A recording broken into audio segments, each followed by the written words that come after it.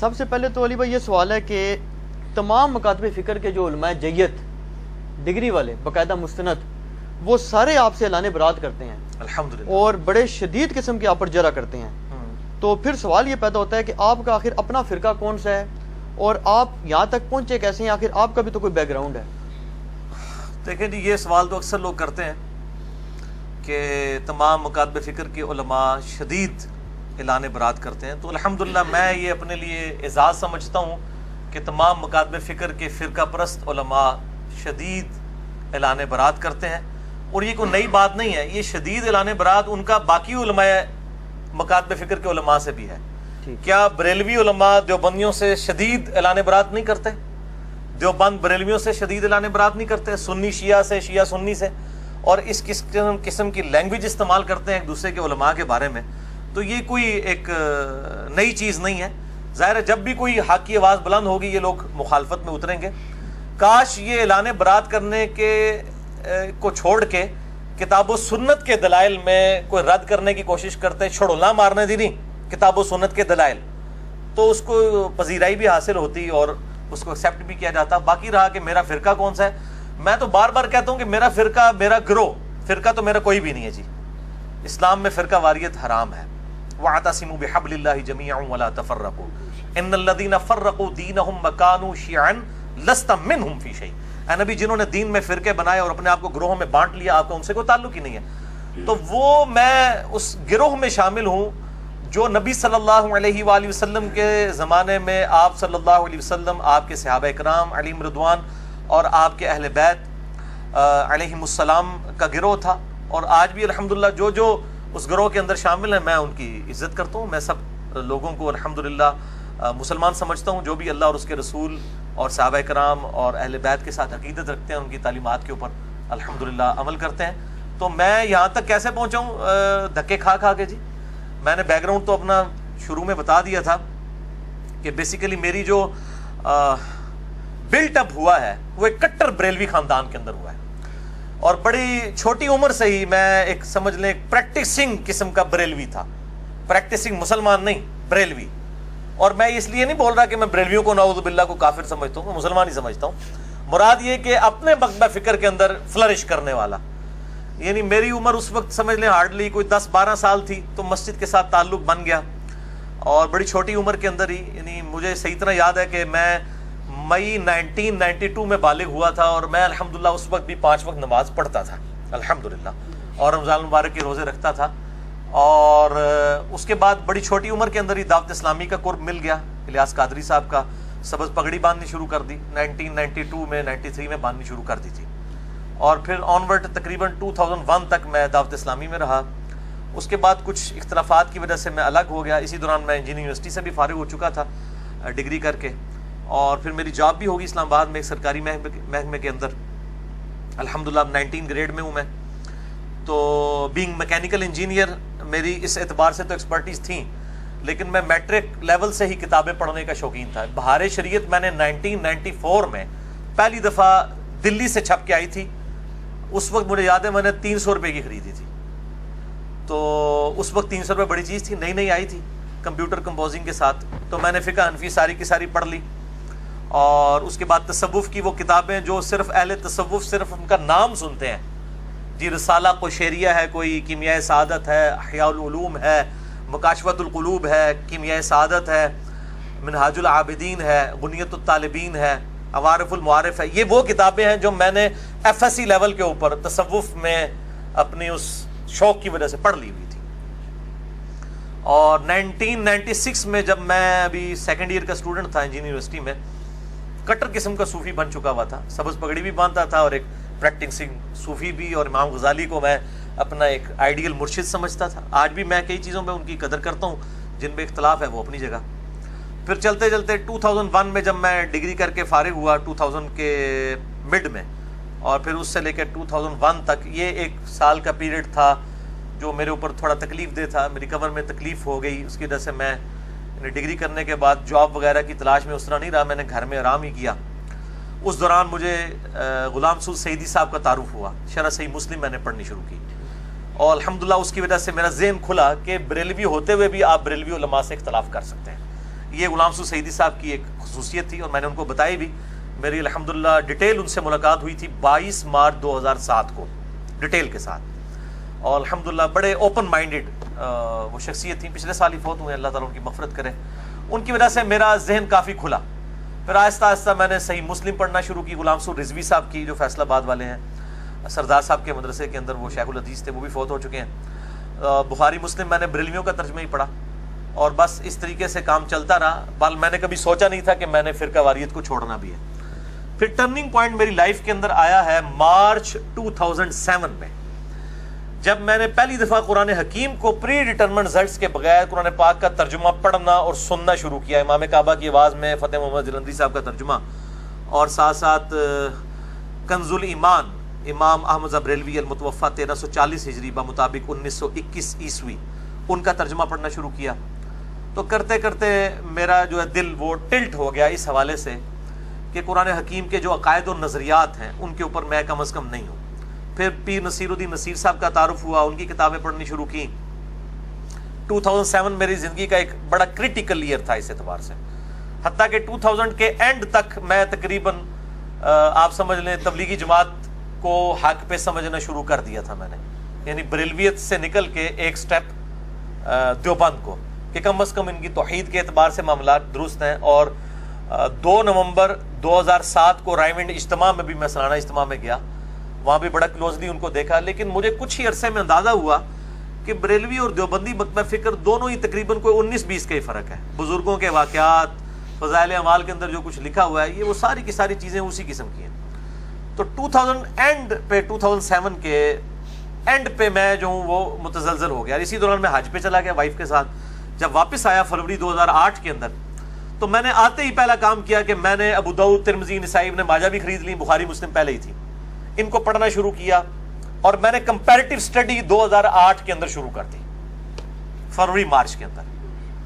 اور comparative study یہ کہ میں مختلف مکاتب فکر کے علماء کو ملتا تھا جا کے, جس طرح ہوں تسی میرے کو آئے ہوئے ہو نا.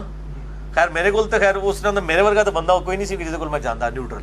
باقی تمام مکاتب فکر کے علماء کے پاس 2008 یعنی فروری, مارچ, اپریل, یہ اس دوران میں مختلف علماء کو, بریلویوں کو مل رہا ہوں. بریلویوں کے ساتھ تو خیر بچپن سے تھا, بریلویت ہم سے زیادہ کون جانتا تھا. میں دیوبندی مفتی کے پاس اسلام آباد میں گیا, میرے آفس کے کولیگ لے گئے اور وہ کہنے لگے جی بہت بڑے مفتی ہیں, آپ ان کے ساتھ ڈسکشن کریں.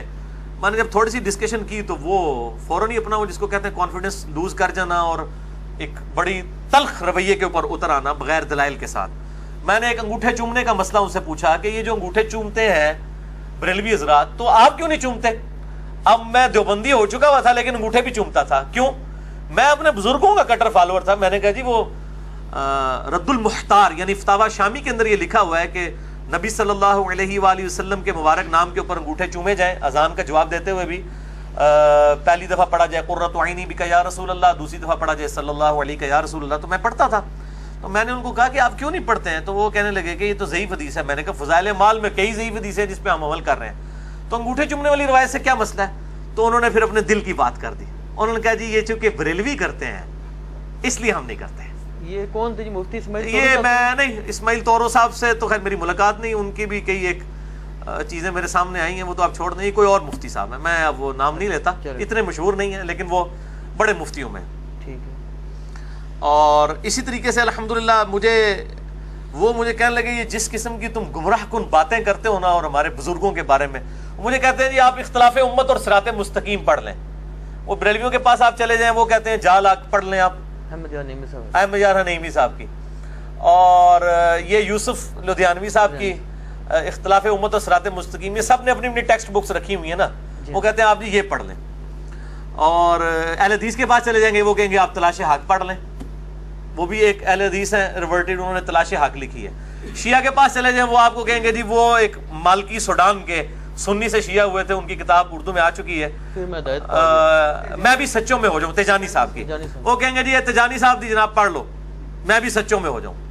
تو سارے کو اپنی اپنی کتابیں, کوئی اللہ دی کتاب اللہ نبی دی کتاب نہیں پڑھاتا. انہوں پتا ہے پہلے مولوی دی کتاب پڑھو تاکہ تمہاری مت ماری جائے.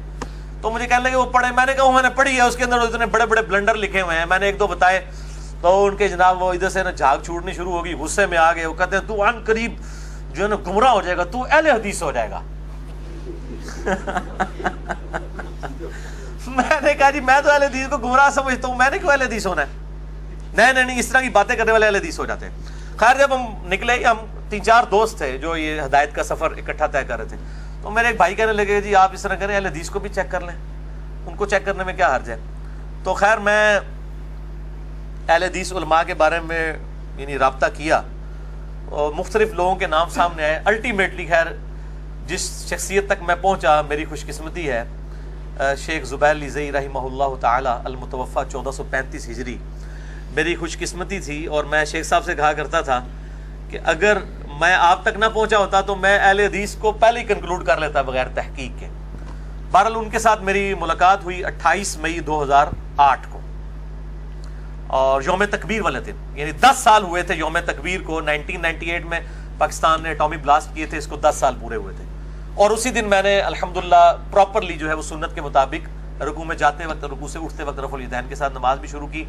بہرحال مجھے اہل حدیث کے ساتھ جن مسئلوں پہ اختلاف تھا، چاہے وہ یزید والا ایشو تھا یا وہ 3 طلاق والا ایشو تھا، اسی قسم کے، اور داڑھی والا مسئلہ، اس طرح کے سارے ایشوز کے اوپر زبیر علی زئی صاحب کا موقف تو وہی تھا جو میں تحقیق کے ذریعے پہنچا ہوا تھا۔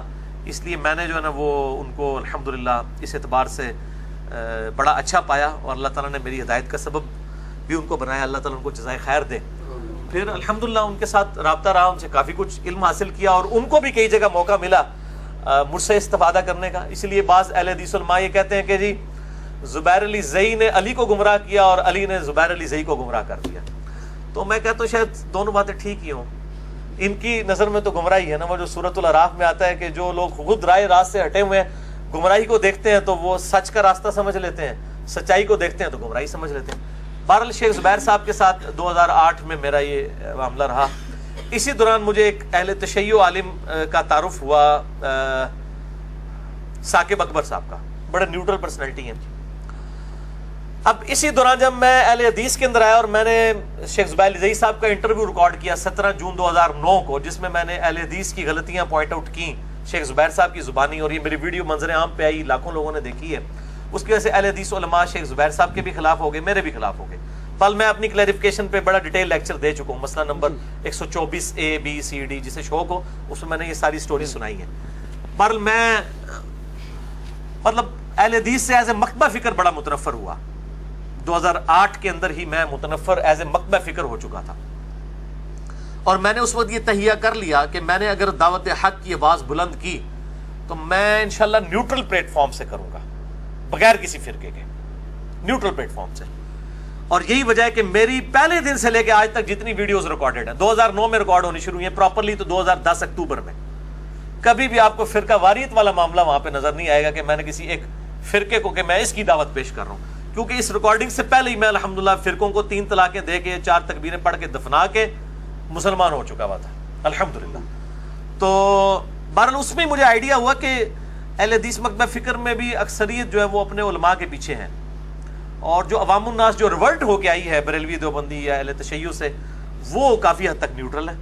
تو بہرحال میں آج بھی ببانگے دول کہتا ہوں کہ آج بھی مجھ سے کوئی پوچھتا ہے آپ نے سوال کیا تو میں الحمدللہ ببانگے دول کہتا ہوں کہ میں جتنے بھی مکاتبے فکر ہیں، اہل سنت کے آف شوٹس ہوں یا اہل تشیع کے آف شوٹس ہوں، حنفی شافعی مالکی حنبلی اثنا عشری ہوں، زیدیاں ہوں، اہل حدیث میں سب سے بہتر حق کے اہل حدیث کے منہج کو سمجھتا ہوں، مسلک اہل حدیث کو نہیں، منہج اہل حدیث کو، یعنی کتاب و سنت اور اجماع کو حجت ماننا۔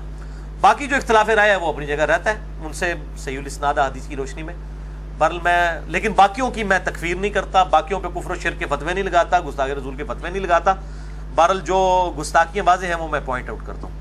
2008 کے اندر ہی پھر میں نے اہل تشیع کے ایک نیوٹرل عالم جنہوں نے وہ کتاب پاکستان کے دینی مسالک لکھی ہے، ثاقب اکبر صاحب کو جانتے ہیں، البصیرہ، انہوں نے یعنی ایک اکیڈمی قائم کی ہوئی ہے، میں نے ان کے لیکچرز بھی سننے شروع کیے، لیکن وہ بھی مطلب ایک وہ آپ سمجھ لیں اہل تشیع کے طارق جمیل صاحب ہیں، جیسے سنیوں کے طارق جمیل صاحب ہیں، میٹھی میٹھی اخلاقی باتیں، تو یہی ہے، مطلب کوئی اختلافی موضوعات میں بات نہیں کرتے، لیکن ان کے قریب ہونے کا مجھے یہ فائدہ ہوا کہ مجھے اہل تشیع کے کلچر کو قریب سے دیکھنے کا موقع ملا، یہ کیسے سوچتے ہیں۔ ان کے ساتھ چونکہ سارے بڑے بڑے علماء رابطے میں ہوتے تھے، بلکہ اہل سنت کے بھی بڑے بڑے علماء، یہ جو ملی یکجہتی کونسل ہے، جب قاضی حسین صاحب اس کو سمجھ لیں لیڈ کر رہے تھے، اس زمانے سے وہ ان کے ساتھ ہیں، تو وہ کافی نیوٹرل ماشاءاللہ پرسنالٹی ہے ان کی, اب بھی ان سے رابطہ ہے, اور وہ موحد ہیں, توحید کا عقیدہ ان کا بڑا راسخ ہے. انہی کے ریفرنس سے شجاع عباس صاحب کے ساتھ بھی تعارف ہوا جی, اور اس طریقے سے مطلب اسٹڈی کرنی شروع کی. بہرحال خیر 2008 بھی اسی میں گزر گیا. 2009 میں نے کچھ لیکچرز ریکارڈ کرائے, کرتے کرتے 2010 اکتوبر میں میں نے پراپر قرآن کلاسز ریکارڈ کروانی شروع کی, اور 2010-11 ہی میں یہ یوٹیوب پہ اپلوڈ ہوئی, اور پھر لیکچرز آنا شروع ہوئے. یہ پورا سفر ہے. اب میں جس جگہ پہ پہنچا ہوں شاہ جی, وہ یہی ہے کہ میں بریلوی, دیوبندی, اہل حدیث, اہل تشیع, اس طرح عشری ہوں چاہے زیدیاں ہوں, اسی طریقے سے حنفی, شافعی, مالکی, حنبلی, سب کو الحمدللہ اپنا مسلمان بھائی سمجھتا ہوں, دلی محبت کرتا ہوں, اختلاف رائے رکھتا ہوں, اسلام سے کسی کو نہیں نکالتا, سوائے اہل سنت کا جو آف شوٹ ہے قادیانی, اور اہل تشیع کا آف شوٹ جو ہے نصیریہ. ان دو فرقوں کے علاوہ میں تمام مکاتب فکر کو مسلمان سمجھتا ہوں. اور یہ ہو سکتا ہے بعض لوگوں کو بات بری لگے کہ اہل سنت کا آف شوٹ قادیانیت, کیونکہ قادیانیت فرقہ جو ہے وہ اہل سنت ہی میں سے نکلا ہوا ہے, اس لیے میں آف شوٹ کہہ رہا ہوں. اور اس پہ اہل سنت پہ کوئی قدغن نہیں لگائی جا سکتی, وہ ان کو اسلام سے خارج کر چکے ہیں. اس طریقے سے اہل تشیع بھی نصیریہ کو, جو سیدنا علی کے لیے الوہیت کا عقیدہ رکھتے ہیں, وہ اسلام سے نکال چکے ہیں. تو یہ شاہ جی ایک مختصر. اچھا علی بھائی, اس میں تھوڑی سی کنٹراڈکشن آ گئی, تو میں آپ کے بارے میں بڑی اسٹڈی کر آئی ہوں, کہ ایسے نہیں آ گیا آپ سے کویسچن آنسر کرنے. وہ یہ ہے کہ آپ نے فرمایا کہ میں شروع سے میرا یہ موقف رہا ہے کہ میں کسی جماعت کی طرف سے اپنی افیلیشن نہیں کروں گا, لیکن اس میں کنٹراڈکشن یہ ہے کہ زبیر علی زئی صاحب سے جب آپ نے انٹرویو کیا تو اس میں, یا اس کے علاوہ شاید ایک تو انٹرویو تھا, ایک اور آپ کی ریکارڈنگ تھی, غالباً دونوں میں ایسے ہے کہ آپ نے انٹروڈکشن کرایا کہ جی ہم نے فلاں تحریک کو ہم آئے, اور آپ نے کیا لفظ استعمال کیا, کتاب و سنت کا منہج, سنت کے منہج کو کیا, سلف کے منہج. تو زبیر صاحب نے کہا جی اس کا مطلب پہلے حدیث ہو گئے, تو آپ نے فرمایا الحمدللہ. بالکل ٹھیک ہے, الحمدللہ. آج آپ حنیف قریشی صاحب سے بھی شاہ جی پوچھیں نا کہ آپ اہل حدیث ہو, کہیں گے ہاں جی اسی اہل حدیث ہیں, وہابیاں اہل حدیث نہیں ہیں. میں نے اس وقت بھی جو لکھ کے دیا تھا, اہل حدیث تو نہیں لکھ کے دیا تھا. شیخ زبیر صاحب نے جو چٹ پڑھی ہے اس میں الفاظ تھا کتاب و سنت کا جو منہج ہے وہ سلف کے فہم کے مطابق اڈاپٹ کیا. اتنا لمبا جو جملہ لکھا تھا اس کی بجائے میں اہل حدیث ہی لکھ دیتا نا, میں اسی وقت اس چیز کے خلاف ہو چکا تھا. اور شیخ زبیر صاحب کو میں نے ایمفسائز کیا اس بات کے اوپر کہ آپ یہ اہل حدیث ورڈ کی بجائے اہل سنت کا ورڈ استعمال کیا. جب شیخ زبیر صاحب نے کہا کہ آپ اتنی لمبی بات کے بجائے مطلب آپ اہل حدیث ہو گئے, تو آپ کو چاہیے تھا وہاں کہتے نہیں جی میں اہل حدیث نہیں ہوا, آپ نے واقعہ الحمدللہ. ہاں کاش اگر میں آج والا انجینئر محمد علی مرزا ہوتا تو میں کہتا کہ سر اس کو آپ ذرا چینج کر دیں, میں اہل حدیث منہج پہ آیا ہوں, اہل حدیث مسلک میں نے نہیں اڈاپٹ کیا. اچھا ہاں, باقی میں اس وقت بھی کلیئر تھا اس مسئلے میں. اتنا لمبا چوڑا جو مجھے لکھنا پڑا وہ اسی وجہ سے کہ میں کلیئر تھا اس موقف میں کہ یہ کام نہیں کرنا چاہیے. اور وہ جو الحمدللہ میں نے کہا ہے, میں آج بھی کہتا ہوں الحمدللہ میں اہل حدیث بھی ہوں, الحمدللہ میں اہل سنت بھی ہوں, میں الحمدللہ عمار ابن یاسر والا اہل تشیع بھی ہوں, الحمدللہ میں سب کچھ ہوں. اور میں تو اکثر کہتا ہوں کہ امام شافعی کہتے ہیں نا ان کان رفضا حب آل محمد فلیشهد الثقلان انی رافضی, اگر اہل بیت کی محبت کا نام رافضی ہونا ہے تو لوگ جنوں انس اس پر گواہ ہو جائیں کہ میں رافضی ہوں. تو میں بھی یہی کہتا ہوں کہ اگر نبی صلی اللہ علیہ وآلہ وسلم کی محبت کا نام بریلویت ہے میں بریلوی ہوں, اگر صحابہ کی عظمت کو ماننا دیوبندیت ہے میں دیوبندی ہوں, اگر جو ہے وہ توحید کے اوپر ایمفسائز کرنا, کتاب و سنت کو ایلیٹ ماننا باقیوں کے نظریات کے مقابلے پر بزرگوں کے, اہل حدیث میں اہل حدیث ہوں, اور اگر اہل بیت کی محبت کا نام اہل تشیع ہونا تو میں اہل تشیع ہوں, تو وہ تو ابھی بھی ہوں. چلیے بھائی, اس میں یہ ہے کہ رسول پاک صلی اللہ علیہ وسلم کی صحیح حدیث ہے کہ 73 فرقوں والی. اب اس میں ایک ہے فرقہ ناجیہ. فرقہ ناجیہ کے متعلق یہ ہے کہ یا تو وہ بریلوی ہوں گے, یا دیوبندی ہوں گے, یا شیعہ ہوں گے, یا اہل حدیث ہوں گے, یا زیدی ہوں گے, یا جس کو بھی آپ کر لیں. یہ نہیں ہو سکتا کہ صرف آپ ہوں, یا آپ کے ہمارے جیسے فالوور ہو جائیں, یا مفتی ساق صاحب ہو جائیں, یا ان کے فالوور ہو جائیں. ٹھیک ہے. اور یہ بھی نہیں ہو سکتا کہ 1400 سال تک کوئی فرقہ ناجیہ گزرا ہی نہیں. اس کا کیا جواب دیں گے آپ کو؟ یہ سوال جواب تو تب میں دوں نا جب میرے بھائی میں اپنے علاوہ باقیوں کو کافر کہہ رہا ہوں. یہ تو ان سے پوچھے نا جو فرقہ ناجیہ کے چکر میں اپنے علاوہ سب کو باہر نکالے پڑے ہوئے ہیں, یہ تو ان سے پوچھے نا. میں تو الحمدللہ فرقہ ناجیہ اس اعتبار سے ان سب لوگوں کو سمجھتا ہوں جو اپنے آپ کو مسلمان سمجھتے ہیں اور وہ خود اپنے آپ کو کافر نہیں کہتے ہیں, اسلام سے نکالنا نہیں چاہ رہے ہیں, کتاب و سنت کی تعلیمات کو لے کے چل رہے ہیں, چاہے وہ کسی بھی مکتب فکر سے ہیں. ہم کب کہہ رہے ہیں کہ ہمارے سے پہلے سارے کافر گزرے ہیں؟ ہم تو ساروں کو, ہمارا تو جھگڑا یہ ہے کہ باقی جو فرقہ ناجی ہیں یہ پہلے خود, تو میں ان سے اکثر کہتا ہوں کہ آپ پہلے آپس میں میچ کو کھیلیں, آپ میں سے جو فائنل جیت دے اس کا میچ بھی میرے ساتھ ڈلوا لیں. کیا بریلوی دیوبندی اہل حدیث شیعہ اور باقی مکاتب فکر یہ آپس میں میچ کھیل کے کوئی ایک ناجیہ فرقہ ڈیفائن کر چکے ہیں؟ وہ اپنے علاوہ سب کوئی کافر سمجھتے ہیں, سب کوئی گستاخ رسول مشرک سمجھتے ہیں اور دوست کی فرقہ سمجھتے ہیں. وہ تو دوسروں کو جب دوست کی فرقہ کہہ رہے ہیں تو اب مجھ سے کیوں ڈیمانڈ کر رہے ہیں؟ وہ تو آپس میں ایک دوسرے کو دوست کی کہہ رہے ہیں, پہلے آپس میں فیصلہ کر لیں. میں تو انسانوں کو انشاءاللہ تعالی جنتی مانتا ہوں اس حوالے سے کہ ان میں جو جو صحیح لوگ ہیں انشاءاللہ جنت تک جائیں گے, اور جو جو لوگ فرقہ واریت پھیلا رہے ہیں انشاءاللہ تعالی ان کی پھینٹی لگے گی. باقی جو 73 فرقوں والی حدیث اتنا آسان نہیں ہے اس کو فٹ کرنا, خود ان لوگوں نے ایک دوسرے کے اوپر فٹ کی ہے, اور پھر حنفی شافعی مالکی حنبلی اختلافات کو یہ فروئی کہتے ہیں. دوسری جانب تو انہوں نے خانہ کعبے میں 4 مسلے ڈالے ہوئے تھے. اگر یہ فروئی اختلافات تھے تو امام لادا کیوں تھے, ایک دوسرے کے پیچھے نماز کیوں نہیں پڑھتے تھے؟ اگر سنی مانتے تھے سب آپس میں تو یہ 4 انہوں نے اماموں کے نام کے اوپر مسلے کیوں کھڑے کیے ہوئے تھے؟ اور فقہ کی کتابوں میں آپ جائیں تو فقہ حنفی کتابوں میں یہاں تک لکھا ہے کہ اگر کوئی شافعیہ عورت بیاہ کے اپنے گھر لائے تو ایسا ہی ہے جیسے کوئی یہودیہ بیاہ کے لائے. فتاوی الامگیریہ کے اندر باقی کتابوں کے اندر یہ ریفرنسز موجود ہیں. تو یہ بات ہی کرتے ہیں صرف, باقی ایک دوسرے کو پکا گناہ سمجھتے ہیں. یہ تو آپ نے میری بات کی پھر تصدیق کر دی نا. ان کا تو موقف ہے بالکل کلیئر. مثلا ان کا موقف یہ جی ہمارا یہ گروہ ہے, یہ ہمارے علماء ہیں, ہم حق پر ہیں, ہم فرقہ ناجیہ, باقی سارے جنمی ہیں. آپ کا وہ حساب ہے کہ وہ ہمیں کہتے ہیں جی کہ ادھر کی اینٹ ادھر کا روڑا بان متی نے کنبا جوڑا, کہ جناب یہ شیعوں سے لے لیا, یہ دیوبندیوں سے لے لیا, یہ بریلویوں سے لے لیا. وہ کہتے ہیں یہ فکر کبھی دنیا میں رہی ہے آج تک؟ جی بریلوی دیوبندی اہل حدیث شیعہ سے ہم نے کب کوئی چیز لی ہے؟ ہم تو اہل سنت کی مین سٹریم کی کتابوں سے چیزیں لے رہے ہیں. اگر امام بخاری امام مسلم کی کتابوں سے ہم کو ریفرنس آپ کو پیش کرتے ہیں تو یہ اگر آپ اس روڑے کو آپ سمجھتے ہیں کہ یہ کوئی رانگ نمبر ہے تو آپ امام بخاری امام مسلم کو رانگ نمبر کہیں نا, مجھے تو نہ کہیں. ہم تو اسی لیے کہتے ہیں پھر یہ ٹنی ہے. انہوں نے اپنی اپنی مطلب کی بخاری مسلم لی ہوئی تھی, ہم نے ساری کمبائنڈ فارم میں ایک جگہ کر دی.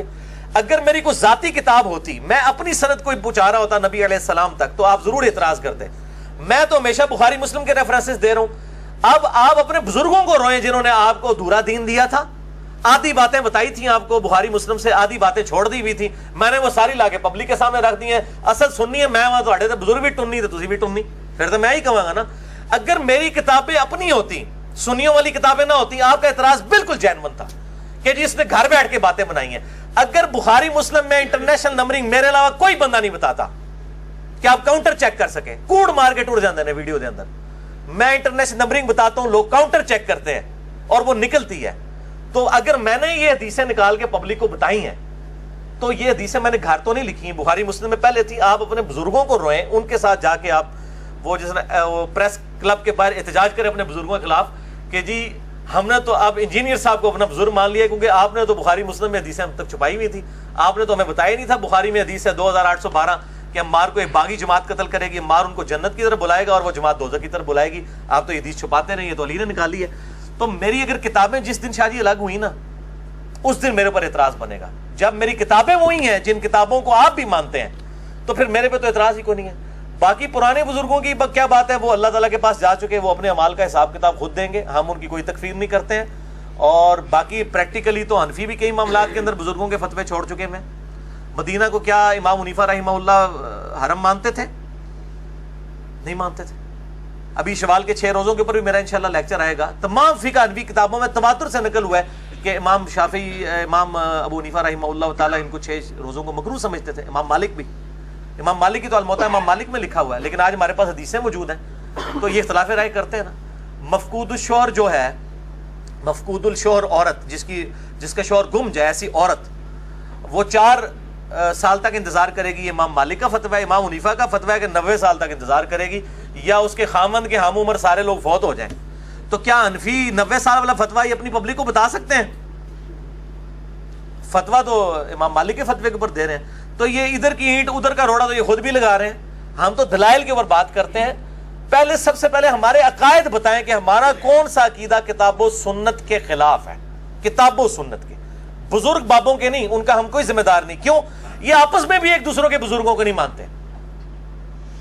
امام ابو حنیفہ رحمہ اللہ تعالیٰ کا نام تحقیر کے ساتھ لیا کرتے تھے احمد بن حنبل. ایلو لے جو میرے کو ریکارڈنگ کرنا سنیے سر. مسند احمد میں موجود ہے, اپنے بیٹے سے حدیث بیان کر رہے ہیں اور کہتے ہیں وہ ابو فلانا کہتا تھا. ابو حنیفہ بھی نام نہیں لیا. تو پھر بیٹے نے پوچھا کہ فلانا کہتے ہیں, فلانا جسے پنجابی فلانا ٹینگا کہہ دینے نا, انہوں نے کہا میں ابو حنیفہ کو کہہ رہا ہوں. اس طرح تحقیر کے ساتھ یہ نام لیتے تھے. بالکل جھوٹی باتیں کرتے ہیں کہ جی وہ ان کی قبر پہ جاتے تھے رفع دین چھوڑ دیتے تھے, ان کی قبر پہ جاتے رفع دین کرتے تھے. بالکل جھوٹ مالتے ہیں, بالکل جھوٹ بولتے ہیں, ایک دوسرے کے اوپر اتنی جرح کرتے ہیں. میں جرا کے اوپر پورے لیکچر دے سکتا ہوں کہ انہوں نے ایک دوسرے کو پوڑ کے رکھا ہوا ہے. تو پھر یہ جب آپس میں ایک دوسرے کے ساتھ یہ کچھ کرتے رہے ہیں تو ہم سے کوئی ایکسپیکٹ کرتے ہیں؟ ہم بھی اختلاف رائے کرتے ہیں. میں امام حنیفہ، امام شافعی، امام احمد حنبل، امام مالک کے قدموں کی خاک بھی نہیں ہوں، لیکن نبی صلی اللہ علیہ وآلہ وسلم کے ٹائٹل پہ ان کو فائز نہیں کر سکتا. جی علی بھائی، آپ نے یہ ذکر کیا جو امام شافعی کا قول ہے، یہ جو اشعار ہے، یہ پبلک سوال نہیں ہے. میں سمجھ گیا ہوں آپ کی بات. اس کو چھوڑ دیں آپ. یہ پبلک سوال نہیں ہے. اچھا، یہ تواتر کے ساتھ نقل ہوئی نہیں چیز. چھوڑ دیں اس کو. بالکل. اور دوسرا یہ کویسچن ہے کہ جو جتنے بھی فرقے ہیں، جس طرح سے علی نقوی بھائی نے یہ کہا کہ وہ اپنے آپ کو فرقہ ناجیہ سمجھ کے پروموٹ کرتے ہیں پبلک میں بھی جتنے بھی ہیں، تو ایک بندہ جو جس طرح سے آپ نے تحقیق کی اور آپ ایک پبلک لیول تک پہنچے، تو ایک بندہ جو اپنے گھر میں بیٹھ کے کر رہا ہے وہ بالکل ڈسٹنگوشڈ ہے، تو کیا وہ فرقہ ناجیہ میں شمار کیا جائے گا؟ کیوں نہیں شمار کیا جائے گا میرے بھائی؟ اگر وہ قرآن حکیم پڑھتا ہے، خواہ اپنے مکتبہ فکر کا پڑھ لے، بریلوی ہے تو بریلویوں کا پڑھ لے، دیوبندی ہے دیوبندیوں کا پڑھ لے، شیعہ ہے شیعوں کا پڑھ لے، اہل حدیث ہے اہل حدیثوں کا پڑھ لے، اس کے بعد اپنے عقیدوں کو ان کے مطابق کر لے، تو وہ فرقہ ناجیہ میں شامل ہے. اگر یعنی قرآن کا پہلا صفحہ کہہ رہا ہے ایاک نعبد و ایاک نستعین، اس کا ترجمہ بریلویوں نے بھی وہی کیا ہے، اہل حدیث نے بھی وہی کیا ہے، دیوبند نے بھی وہی کیا ہے. کسی نے شیطان سے مدد نہیں مانگی ہوئی ہے، نہ کسی نے اس میں ترجمے میں لکھا ہے کہ ہم یا علی مدد یا شیخ عبد القادر جیلانی مدد بھی کہتے ہیں. تو سب کے سب مان ہی رہے ہیں نا، تو اس کے اوپر عمل کریں، اس میں کوئی مسئلہ نہیں ہے. لیکن وہ ترجمہ اپنا پڑھیں. اور یہ جو کہتے ہیں نا جی وہ ترجمے اپنے اپنے لوگوں نے کیا، ہم کہتے ہیں آپ اپنا ہی پڑھ لیں، چھوڑ دیں باقیوں کو. جی شاہ جی. اچھا علی بھائی، ایک سیدھا سا جواب دینا ہے اپنے بات کا، کوئی لمبی چوڑی سوال نہیں ہے. ہمیں بھی لوگ ایسی بات کرتے ہیں پھر چپ ہو جاتے ہیں ہم. آپ یہ بتائیں کہ آپ مجتہد ہیں یا نہیں ہیں؟ شاہ جی تسی میرے وکیل کیوں بنے ہوئے ہو؟ مجھے یہ نہیں سمجھ آتی. نہیں، آج تو آپ عدالت میں ہیں نا، پھر عوام کی عدالت میں. ٹھیک ہے عوام کی عدالت میں آپ مجتہد ہیں یا نہیں؟ ادھر لگا رہے ہیں، آپ کی بات بہت زیادہ اونچی ہو جائے گی. اوپر والے پورشن میں اوپر لگائیں. ادھر دیکھیں نا، آپ جو بات چیت کر رہے ہیں یہ سارا اجتہاد ہے. جی ہاں، دیکھیں اگر میں نے کوئی تنظیم کھڑا کی ہے، کوئی فرقہ کھڑا کیا ہے، میں کوئی چندہ باکس آپ کے حوالے کر رہا ہوں، یا آپ کو چندے کی کوئی میں لسٹ دے رہا ہوں کہ آپ میرے نام کے اوپر یہ چیزیں اکٹھی کریں، پھر تو آپ ضرور کریں. ہم کب کہہ رہے ہیں کہ آپ ہمیں فالو کریں؟ ہم تو مسلمانوں کی مسجد میں نماز پڑھتے ہیں. میری 2 نمازیں جو ہیں بریلویوں کی مسجد میں، دیوبندیوں کی مسجد میں ہوتی ہیں جو میرے گھر کے قریب ہے، اور 3 نمازیں میری اہل حدیث کی مسجد میں ہوتی ہیں، کبھی بریلویوں کی مسجد میں بھی ہو جاتی ہے. تو مختلف، میں شیعہ کی مسجد میں بھی چلا جاتا ہوں کبھی کبھار مجھے موقع ملے. تو میں تو سارے مسلمانوں کی مسجدوں میں ان کے اماموں کے پیچھے نماز پڑھ رہا ہوں. تو مجھے کس چیز کا میرے پر غصہ نکالا جا رہا ہے کہ جی آپ مجتہد ہیں، یہ ہیں وہ ہیں؟ ہم بھائی ادنا سے ایک دین کے خادم ہیں. ہم یہ چاہتے ہیں کہ جو یہ سوئی ہوئی عوام ہے جو اپنے علماء کی تحقیقات سے ہی ناواقف ہے، اپنے علماء کی تحقیقی وہ پڑھ لے. یعنی احمد بریلوی صاحب کا ترجمہ کو پڑھ لے اور وہ دیکھے کیا یہ وہی توحید ہے جو احمد بریلوی صاحب کے ترجمے میں لکھی ہوئی ہے کہ جو بریلویوں کے اندر رائج ہے، یا سید فرمان علی شاہ صاحب نے جو ترجمہ لکھا ہے اہل تشیع کا، اس میں توحید وہی ہے جو وہ پریزنٹ کر رہے ہیں ایز اے مکتبہ فکر. تو ہم کبھی یہ دعویٰ نہیں کرتے ہم مجتہد ہیں. ہم تو دین کے، میں وہ غامدی صاحب والی بات کروں گا کہ ہم طالب علم ہیں، دین کے طالب علم ہیں. ماں کی گود سے لے کے قبر تک انسان سیکھتا رہتا ہے. تو ہم تو لوگوں کو ایجوکیٹ کر رہے ہیں کہ علماء کو ہی پڑھیں، علماء کی تحقیقات کو پڑھیں. میں نے کبھی آج تک کسی کو اپنا قرآن کا ترجمہ دیا ہے بخاری مسلم کا جی یہ میرا ترجمہ ہے؟ ہم تو ہمیشہ ریفر کرتے ہیں کہ علماء کی تحقیقات سے فائدہ اٹھائیں اور فیصلہ کریں کون حق پہ. نہیں، میں گزارش جو کر رہا ہوں نا وہ یہ ہے کہ سوال یہ ہوتا ہے کہ آپ جو باتیں کرتے ہیں یہ اجتہادی امور ہے نا، یعنی اجتہادی امور ہے نا جن میں آپ اپنی رائے دیتے ہیں نا. ابھی آپ نے فرمایا کہ ڈاکٹر ذاکر نائک جو ہے اس میں نہیں کرتے، نعمان علی خان ہے چلو اچھا کرتے ہیں نہیں کرتے، یا فلاح علماء نہیں کرتے تو اچھی بات ہے نہیں کرتے، لیکن آپ تو کرتے ہیں، ہر مسئلے میں آپ یعنی بولتے ہیں. اب اس میں سوال یہ ہے کہ احمد یار نعیمی صاحب کا نے اپنی کتاب میں لکھا، آپ نے تو یاد کی ہوئی تھی، آپ جی میری بغل میں ہوتی تھی، بغل میں ہوتی تھی. وہ کہتے ہیں جی ایک صاحب تھے انہوں نے جناب اسی طرح دعوے کیے. میں نے جب ان سے پوچھا جی مجھے ناسخ و منسوخ بتائیں قرآن میں کدھر کدھر ہے، آپ بتا سکتے ہیں یا حدیث میں ناسخ و منسوخ کا علم آپ کے پاس ہے؟ نہیں. تو اس سے اینڈ رزلٹ کیا نکالنا چاہتے ہیں کہ امام حنیفہ کے مقلد ہو جائیں؟ نہیں مطلب وہ یہ کہتے ہیں نا، کوکب نورانی صاحب سے وہ بول ٹی وی پر سوال ہوا، انہوں نے کہا جی آپ جاہل ہیں، انہوں نے کہا جی نہیں میں عالم، لیکن اس درجے کا میں عالم اپنے آپ کو نہیں مانتا، میں تقلید کرتا ہوں. تو آپ تقلید تو نہیں کرتے، آپ تو یہ دعوے اجتہاد کرتے ہیں. تو پھر آپ کے پاس یہ علوم اگر ٹیسٹ کیے جائیں جی آپ بتا سکتے ہیں؟ ہاں جی میں بتا دوں. میں الحمدللہ میرے پاس کئی علوم ایسے ہیں کہ جن کی آپ تقلید کر رہے ہیں وہ علوم ان کے پاس بھی نہیں تھے. کئی علوم ایسے بھی ہیں میرے پاس الحمدللہ. قرآن حکیم کی جو آیات سائنس کے ساتھ تعلق رکھتی ہیں وہ الحمدللہ ہمیں سائنس جو ہے وہ امام مالک، امام شافعی، امام احمد حنبل، امام مالک، امام حنیفہ سے زیادہ ہی آتی ہے الحمدللہ. یہ دعوے نہ آپ کریں. مسئلہ یہ ہے کہ کیا یہ جو دعوے کر رہے ہیں کہ آپ تقلید کریں، کوکب نورانی صاحب ہوں یا تقی عثمانی صاحب ہوں، تو یہ جو تقلید جن مسئلوں میں کر رہے ہیں اپنے بزرگوں کی، ان سے پوچھیں وہ تو مسئلے آج ابسلیٹ ہو چکے ہیں. آج کے دور کا مسئلہ ہے ویڈیو کیمرے کا مسئلہ. یہ بتائیں امام حنیفہ نے کہاں لکھا ہے میں تقلید کرنے کے لیے تیار ہوں؟ دکھائیں شاہ جی، آپ دکھا دیں. آج کے دور کا مسئلہ ہے انتقال خون کا مسئلہ، مجھے امام مالک کی کسی کتاب سے دکھائیں. آج کے دور کا مسئلہ ہے گردوں کی ٹرانسپلانٹ کا مسئلہ، قطبین پہ نماز کا مسئلہ، ہوائی جہاز میں نماز کا مسئلہ. یہ مسئلے اگر اماموں سے دکھائیں تو میں مقلد ہونے کے لیے تیار ہوں. وہ میرے دور کے انسان نہیں ہے نا، میرے جو مسائل ہیں اس وقت وہ ان کا سلوشن ان کے پاس نہیں ہے. وہ سلوشن کون دے رہے ہیں؟ آج کے علماء دے رہے ہیں نا. تو ان کو چاہیے پھر یہ امام حنیفہ کی بجائے آج کے علماء کا اپنے آپ کو مقلد ڈکلیئر کریں نا. یہ امام حنیفہ کا مقلد کیوں کہہ رہے ہیں؟ مسئلے تو ان کے مان رہے ہیں، مسئلے تو ان لوگوں نے لکھے ہیں. تو پھر یہ کہیں گے نہیں جی اجتہاد کا دروازہ قیامت تک کھلا ہے. تو ہم بھی کہہ رہے ہیں اجتہاد کا دروازہ قیامت تک کے لیے کھلا ہوا ہے. ٹھیک ہے، تو یہ آپس میں بھی اختلافات. ان سے پوچھیں کہ آپ امام حنیفہ سے بڑے عالم ہیں جو آپ نے ان کا وہ مفقود الشعور والا فتویٰ بدل کے 90 سال والا 4 سال کر دیا ہے. تقی عثمانی صاحب امام حنیفہ سے بڑے عالم دین ہیں جو انہوں نے فتویٰ بدل لیا. نہیں، وہ کہتے ہیں جی ہم نے امام مالک کا لیا نا، ہمیں کو اپنا اجتہاد تو نہیں کیا. نہیں، لیکن تقلید تو ختم ہو گئی نا آپ کی. ہم بھی یہی کر رہے ہیں کہ جس مسئلے میں امام مالک کا فتویٰ ٹھیک ہے ہم لیتے ہیں. اچھا، ہاں بالکل. ہمیں یہ بتائیں کہ ہم نے کون سا ایسا عقیدہ اڈاپٹ کیا ہے یا ایسا کون سا فقہ کا مسئلہ اڈاپٹ کیا ہے جو اہل سنت کے مین سٹریم کے علماء کا نہیں رہا. جب یہ خود بدلتے رہتے ہیں اپنے فتوے، تو اگر ہم بھی دلائل کی روشنی میں لیتے ہیں، اگر میرے نزدیک یہ ہے کہ خون نکلنے سے وضو نہیں ٹوٹتا، تو یہ میرے عقیدے کا تو اکیلے کا تو عقیدہ نہیں تھا. تو امام شافعی کا بھی یہ موقف ہے، امام بخاری کا بھی یہ موقف ہے. اور یہ موقف میں نے ان کی وجہ سے نہیں مانا، میں نے ابو داؤد کی اس حدیث کی وجہ سے مانا ہے کہ جو ایک صحابی کو پیرے پہ کھڑا کیا تھا، ان کو تیر لگتے رہے، خون نکلتا رہا، انہوں نے نماز اپنی مکمل کی. اور یہ اکثر کہہ رہے ہوتے ہیں کہ جی وہ بعض تھوڑی دیر کے لیے شافعی ہو جاتے ہیں، ساتھ حنفی ہو جاتے ہیں. بھائی ہم ہر معاملے میں نبی علیہ السلام کے ساتھ ہیں. یہ ہمیں امام شافعی نے تو مسئلہ نہیں بتایا، یہ تو نبی صلی اللہ علیہ وسلم کے صحابہ نے بتایا. اس طرح بیوی کو ہاتھ لگانے سے وضو ٹوٹ جاتا ہے، امام شافعی کا موقف یہ غلط ہے، امام حنیفہ کا صحیح ہے. تو نہ امام حنیفہ کروں لے کے آئے مسئلہ تھے، نہ امام شافعی کروں لے کے آئے. ہمارے پاس حدیث موجود ہے صحیح بخاری کی کہ عائشہ رضی اللہ تعالیٰ عنہ کہتی ہیں کہ میں نماز پڑھ رہی ہوتی تھی، اجرے جو ہے وہ تنگ تھا. جب آپ صلی اللہ علیہ وآلہ وسلم سجدے میں جانے لگتے تھے میرے پاؤں کو ٹو دیتے تھے، میں پاؤں سمیٹ لیتی تھی، آپ نماز پڑھتے تھے، اس دوران آپ اپنی بیوی کو ٹچ کر رہے تھے، آپ کا وضو بھی نہیں ٹوٹتا تھا. تو ہم تو اس مسئلے میں امام حنیفہ کے ساتھ ہیں، اس لیے کہ ان کا مسئلہ حدیث کے مطابق ہے. ہم یہ کہتے ہیں ان اماموں نے کون سا ایسا مسئلہ آج کے دور کا بتا دیا ہے جو کتاب و سنت میں موجود نہیں ہے. ٹھیک ہے، بلکہ ہم درجنوں ایسے مسئلے بتائیں گے جو ہم آپ کو بتائیں گے اور وہ ان بزرگوں نے نہیں بتائے ہوں گے، تو پھر آپ ہمارے مقلد ہو جائیں گے.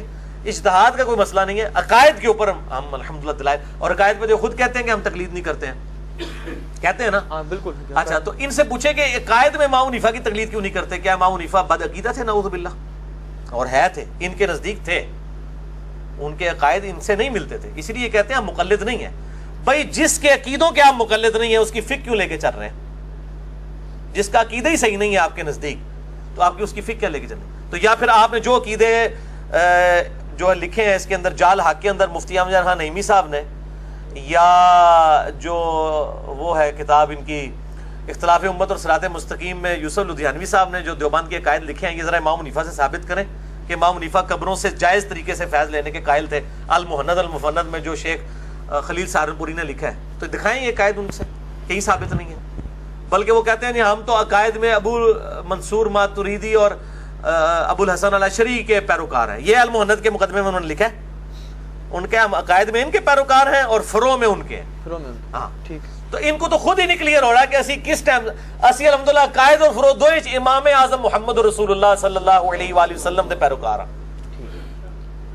اچھا، یہ جو آپ کے سامنے احادیث کی کتب پڑھی ہوئی ہیں، جی جی، اگر یہ ساری کتب میرے جیسا ایک شخص پڑھ لے یا یہ سعید بھائی پڑھ لیں اور کیا جی سے یہ مسئلہ سمجھ آ رہا ہے، تو کیا یہ بات کافی ہے یا ہمیں یہ بھی بتانا پڑے گا یار اس سے سلف نے یہ فہم لیا تھا؟ آپ کا اس میں کیا موقف ہے؟ سلف کے فہم کو آپ مانتے ہیں یا نہیں مانتے؟ جی سلف کے فہم کو مانتے ہیں. اگر سلف کے فہم سے مراد یہ ہے کہ سلف آپ کو بتا رہے ہوں کہ یہ حدیث لکھی ہوئی ہے، اس حدیث کا مطلب یہ ہے. ٹھیک ہے. اگر سلف یہ کہہ رہا ہو حدیث پڑھنی نہیں چاہیے، یہ حدیث بیان نہیں کرنی چاہیے، تو پھر ہم کہیں گے کہ ایسے سلف کے ختنے چیک کرنے چاہیے کہ وہ مسلمان بھی ہے کہ نہیں. کہ جو نبی صلی اللہ علیہ وآلہ وسلم کی حدیث کے بارے میں یہ کہتا ہے کہ یہ حدیث بیان نہیں کرنی چاہیے، وہ یہ بتانا چاہ رہا ہے کہ نبی علیہ السلام نے یہ جو حدیث بیان کی یہ بالکل غلط کیا اور امت کو نہیں بتانی چاہیے تھی، نعوذ باللہ من ذالک. تو وہ کتمان حق کی طرف ہمیں گائیڈ کر رہا ہے. تو میں تو پھر وہ ایک مہذب الفاظ استعمال کرتا ہوں کہ ایسے سلف کے پھر خطرے چیک کرنے چاہیے جو کہتا ہے کہ حضور کی بیان کردہ بات کو آگے بیان نہیں کرنا، تا وقت کہ وہ یہ ثابت نہ کر دے کہ اللہ کے نبی نے خود فرمایا ہو کہ یہ بات جو ہے یہ خاص اس کے لیے، اس کو آگے بیان نہیں کرنا، جیسا حذیفہ ابن یمان کو منافقین کے نام بتائے اور پھر منع فرما دیا کہ آگے نہیں بتانے۔ تو جو چیزیں آپ صلی اللہ علیہ وسلم نے دلائل النبوہ کے کانٹیکسٹ میں بیان کی ہیں آگے اور وہ پبلک میں آگے ٹرانسفر ہوئی ہیں، وہ حدیثیں تو جو کہے گا بیان نہیں کرتا، تو پھر ہم سلف سے پہلے اس کا لائسنس چیک کریں گے کہ وہ مسلمان بھی ہے کہ نہیں، بغیر نام لیے خطرے چیک کریں گے اس کے۔ چلیں آپ نے یہ بات اب کی ہے نا، بڑی آپ نے سخت بات کی ہے، یہ بتائیں کہ مشاجرات صحابہ کو آپ ڈسکس کرتے ہیں اوپنلی اور ہمارے جیسے جائے لوگوں کے سامنے اوپنلی ڈسکس کرتے ہیں، علماء کے حلقے میں نہیں کرتے؟ مانو پتہ ہے تو صحیح آگے ٹکنا ہے۔ اچھا اب مجھے یہ آپ بتائیں کہ اس پہ سلف کا فارم کیا ہے؟ میں یہ کہتا ہوں جی شاہ جی، مشاجرات صحابہ اگر تو مجھ سے پہلے دنیا میں ڈسکس ہی کبھی نہیں ہوئے، میں نے ہی پتھر پھینکا ہے پہلا آ کے، پھر تو اسی میرے گل پہ وہ نہیں بتائیں کس نے کی ہے؟ سارے ڈسکس کرتے آ رہے ہیں، پوری دنیا میں ڈسکس ہو رہے ہیں۔ سنی شیعہ جب کنفلکٹ بن گیا جی تو پوری دنیا کے اندر جنگ جمل صفین نہروان تو ڈسکس ہوتی ہے، ہمارے کورسز کے اندر موجود ہے، تاریخ اٹھا کے دیکھیں تاریخ کے کورسز کے اندر موجود ہے۔ اور المصنف ابن ابی شیبہ میں سلف ہی ہے نا، مصنف ابن ابی شیبہ نو سلف مندے ہو، امام ابن ابی شیبہ نو المتوفا 235 ہجری، امام بخاری امام مسلم کے استاد ہیں، صحیح مسلم میں 1500 حدیثیں اس سے ہیں، انہوں نے باقاعدہ باب باندھا ہے کتاب الجمل، جس میں باب باندھا ہے جمل پہ، نہروان پہ اور صفین کے اوپر چیپٹر سلف نے باندھے ہیں۔ تو مشاجرات صحابہ تو ڈسکس کیا، باقاعدہ چیپٹر بنا کے ڈسکس کیا، نہیں چیپٹر میں انہوں نے اوپر یہ چیپٹر بھی بنایا کہ جی حضرت علی حق پہ تھے یا حضرت امیر معاویہ، وہ حدیثیں لکھ دی ہیں نا جناب، حدیثیں لکھ دی ہیں، یہ حق پہ کیا نبی علیہ السلام خود بتا کے گئے ہیں، وہ تو آپ کے سرٹیفکیٹ کی ضرورت ہی نہیں ہے، آپ صلی اللہ علیہ وآلہ وسلم امت کو خود بتا کے گئے۔ ظاہر ہے جب مسئلے اٹھیں گے اسی وقت۔ اب مجھے ہی بتائیں، اہل حدیث مقدہ فکر کے لوگ جو امی عائشہ رضی اللہ تعالیٰ عنہا پر جو بدکاری کی تہمت لگی، جس میں نبی صلی اللہ علیہ وآلہ وسلم نے کئی دن تک وحی کا انتظار کیا، اس سے اہل حدیث علماء نہیں کہتے ہیں کہ جی وہ حضور کو اگر علم غیب ہوتا تو آپ صلی اللہ علیہ وآلہ وسلم پہلے ہی بتا دیتے، آپ اس لیے پریشان رہے کہ آپ کی وہ بیوی پہ تہمت لگی تھی کہ وہی نہیں آ رہی تھی، یہ کہتے ہیں کہ نہیں؟ اپنے لیکچرز کے اندر کہتے ہیں۔ اچھا تو کیا کسی سلف نے حدیث افک سے حضور کے علم غیب کی نفی ثابت کی ہے؟ اس کو چیپٹر بنایا ہے کہیں پہ؟ اسی طریقے سے جو صحیح بخاری میں آتا ہے، ابو داؤد میں ڈیٹیل آتی ہے کہ غزوہ خیبر کے موقع پر ایک یہودیہ نے حضور کی دعوت کی صلی اللہ علیہ وآلہ وسلم، زہر آلود گوشت کھلا دیا اور اس میں کچھ صحابہ شہید بھی ہو گئے، اور آپ صلی اللہ علیہ وسلم نے بھی اپنی زبان پہ رکھا اور پھر وفات سے پہلے وہی زہر عود کر آیا۔ تو آپ صلی اللہ علیہ وسلم کو اگر یہ پتا ہوتا کھانے سے پہلے کہ یہ اس میں زہر ہے تو آپ صحابہ کو بھی نہ کھانے دیتے۔ وہ کہتے ہیں دیکھیں اس سے پتہ چلا علم غیب نہیں تھا۔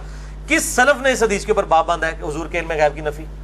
تو یہ نکلتی ہے، یقیناً نکلتی ہے، رزلٹ تو نکلتے ہیں۔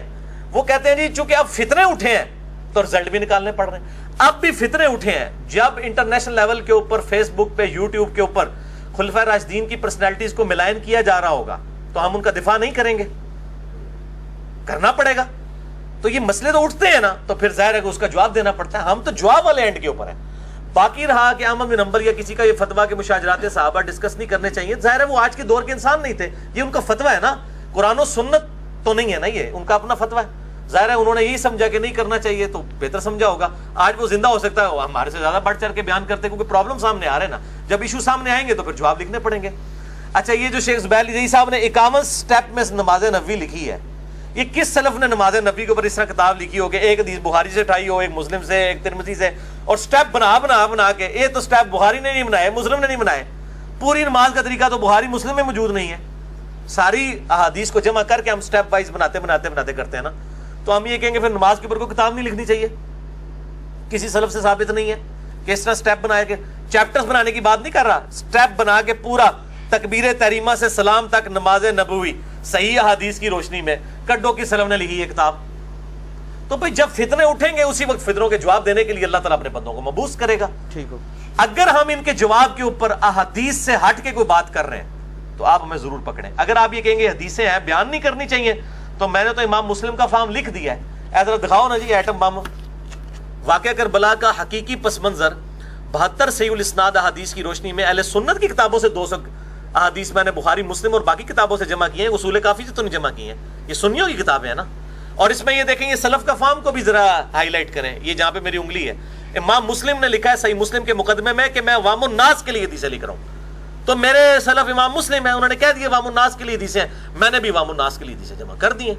باقی رزلٹ جس نے نکالتا رہے, بس سے زیادہ کیا کہوں. تو میں نے یہ کہا نا کہ اگر کوئی ہمیں یہ کہے گا کہ حضور نے تو بیان کیا تھا, آپ کو حق حاصل نہیں بیان کرنے کا, شاہ جی اگر یہ کوئی کہے گا نا کہ حضور نے جو بات کی ہے یہ حضور کو نہیں کرنی چاہیے تھی, یا حضور نے تو چلو غلطی سے نعوذ باللہ کر دیا, اب تم نے آگے حضور کی بات بیان نہیں کرنی ہے, خاموشی اختیار کرنی ہے, تو ایسے بندے کے پھر خطرے چیک ہوں گے کہ کوئی مسلمان تو یہ بات نہیں کر سکتا. اگر خطرے نکل بھی آئیں گے پھر اس سے اور چیزیں چیک کی جائیں گی. نہیں, علماء تمام اہل سنت کے جو مکاتب فکر کے ہیں, میں یہ نہیں کہتا آپ درست ہیں یا وہ درست ہیں, یہ آپ بتائیں گے.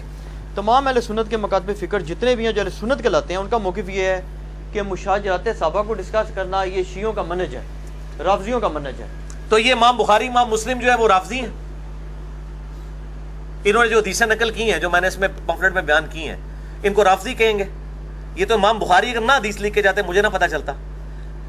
یا پھر یہ کہہ دیں گے ان حدیثوں کو بیان کرنا حرام ہے تو بخاری کو بھی پکڑے, پھر یہ ترجمہ بھی نہ کیا کریں ان حدیثوں کا. میں نے پبلک آسانی کی خاطر اہل سنت کا منہج, اس سے پہلے کہ ہمیں کو رافضی آ کے پڑھائے اہل سنت کا منہج, میں نے اہل سنت کی کتابوں میں نے تو خدمت کی ہے. یہ تو امت لیول کی خدمت ہے, یہ تو خلافت و ملوکیت اتنی بڑی خدمت نہیں ہے جو میں نے یہ پمفلٹ لکھا ہے کہ میں نے اہل سنت کی کتابوں سے سنیت کا مقدمہ پیش کر دیا. اس کا مطلب ہے آپ واک آؤٹ دینا چاہتے ہیں رافضیوں کو کہ آپ کا مقدمہ کمزور ہے. اگر میں نے یہ اپنے گھر بیٹھ کے یہ کتابیں بنائی ہوں خود, پھر تو میں مجرم ہوں. تو میں نے تو اہل سنت کا مقدمہ اہل سنت کی کتابوں سے پیش کر دیا. ڈسکس تو امام بخاری امام مسلم نے کیا ہوا ہے, سکیٹرڈ فارم میں تھی, میں نے ایک جگہ جمع کر دی, جس طرح آپ نے بھی کہی ہے کہ سکیٹرڈ فارم میں چیزیں موجود تھی, ایک جگہ ٹاپک کے طور پہ جمع کر دی. تو اس میں کون سا حرج والی بات ہے؟ اس سے جو رزلٹ نکالے ہیں ہم نے, اگر آپ ان رزلٹ سے اختلاف کرتے ہیں تو وہ آپ کا حق حاصل ہے. ہم یہ کہتے ہیں ہم حدیث لکھ رہے ہیں, آپ اس پہ رزلٹ خود لکھتے ہیں, حالانکہ ان کو پتہ ہے ان کی ضرورت بھی نہیں رزلٹ لکھنے, ان کو پتہ ہے جو حدیث میں لکھا ہے وہی رزلٹ ہے. اچھا, اور میں یہ کلیئر کر دوں کہ میں تمام صحابہ اکرام رضوان کی عزت کرتا ہوں اس حوالے سے کہ میں ان کو حضور کی صحبت کی وجہ سے رضی اللہ تعالیٰ عنہ کہتا ہوں, حتیٰ کہ حضرت معاویہ, حضرت عمر بن عاص, حضرت بصر بن ابی ارطا اور حضرت مغیرہ ابن شعبہ رضی اللہ عنہم اجمعین, میں سب کو صحابی مانتا ہوں الحمدللہ ڈنکے کی چوٹ پہ, اور ہر لیکچر میں یہ کہتا ہوں. لیکن اس صحابیت کی بنیاد پہ جو کچھ امت کے ساتھ انہوں نے کیا, اور نبی صلی اللہ علیہ وسلم نے پہلے ہی بتا دیا کہ یہ کچھ کریں گے بخاری مسلم کی حدیث کی روشنی میں, آن دا بہاف آف پروفٹ میں ان سے اختلاف رائے رکھتا ہوں. میری مجھ نہیں کسی نے پائی کھولی, میرے ذاتی کسی نے کوئی مسئلہ نہیں ہے. دین کے ساتھ جس نے معاملہ بگاڑا ہے, اور حضور خود کہہ کے گئے ہیں, اب مجھے بتائیں کوئی شخص اپنی بیوی کے بارے میں یہ اوپنلی بات کرے گا کہ میری بیوی یہ کام کرے گی, اور اللہ کے نبی نبی ہیں اور کہہ رہے ہیں کہ میری بیوی پہ حوض کے کتے بھونکیں گے, حدیث متواتر ہے, اما عائشہ پہ جب بھونکے تو ان کا میں واپس جاؤں گی, جمل کے لیے نہیں جاؤں گی. اللہ کے نبی صلی اللہ علیہ وآلہ وسلم نے سیدہ عائشہ کے بارے میں اتنی بڑی بات امت تک پہنچائی ہے, تو یہ دروازہ تو آپ نے کھولا نا, نعوذ باللہ. They are trying to teach their prophet صلی اللہ علیہ وآلہ وسلم. میرا خیال ہے کافی ہے. اور یہ ان جاہلوں کی آپ کی باتیں, یہ آپ جن جاہلوں کی باتیں پیش کر رہے ہیں نا, ان کو کوئی آٹے میں نمک بھی نہیں ہے. ہماری آواز الحمدللہ ملینز آف پیپل تک پہنچی ہے. لوگ کہتے ہیں جی بڑی آپ کے خلاف کلپ دیکھتے ہیں, لیکن جب آپ کی کوئی بات سنتے ہیں وہ جب کاؤنٹر چیک کرتے ہیں نکلتی ہے, باقی جتنی بات کرتے ہیں وہ نکلتی ہی نہیں ہے. آپ بات نہیں. تو اس کو کنکلوڈ, اس کو چھوڑ دیں ادھر. میں نے 100 سوالات جو آپ سے 157 مسئلہ ریکارڈ کروائے, اس میں اس ایشو کے اوپر بول چکا ہوں, لہٰذا اس کو میرا خیال ہے ان چیزوں کو اسکپ کریں آپ اور سوالات کریں.